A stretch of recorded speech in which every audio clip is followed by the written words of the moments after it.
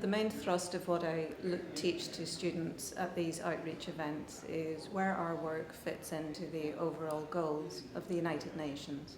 So sometimes it's very difficult for people to see where translation or editing or interpretation fits into, peace, security, development. But in fact, what we do in our work and the message that I send to our students is that we are there to facilitate the intergovernmental process and therefore support those goals of the United Nations through our language work. I think when people think of the United Nations, they think of that glass building, the UN Secretariat in New York.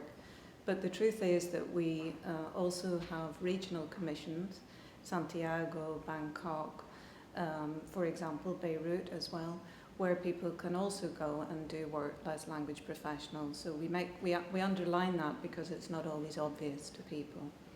In terms of the diverse culture, I remember the first time I went to the Secretariat in New York, and I got into a lift, and I was just amazed at all the languages that were being spoken in the lift by all the different people, the way they dressed, a lot of people wearing different clothing, and you begin to learn very quickly, just from what you see and what you hear, that we do have a very diverse environment, a multicultural environment, obviously, and that's important for people in terms of how they interact and what they can expect in terms of their relationships with their colleagues in the system.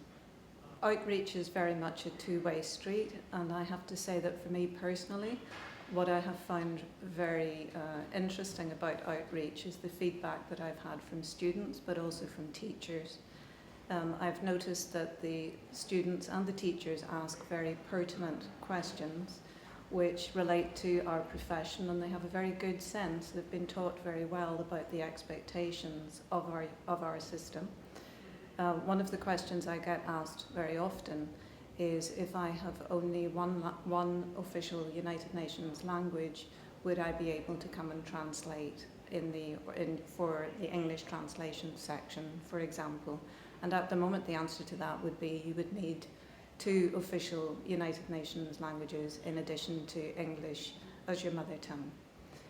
But I do find that experience, it is very much an exchange, and I find that experience extremely enriching personally.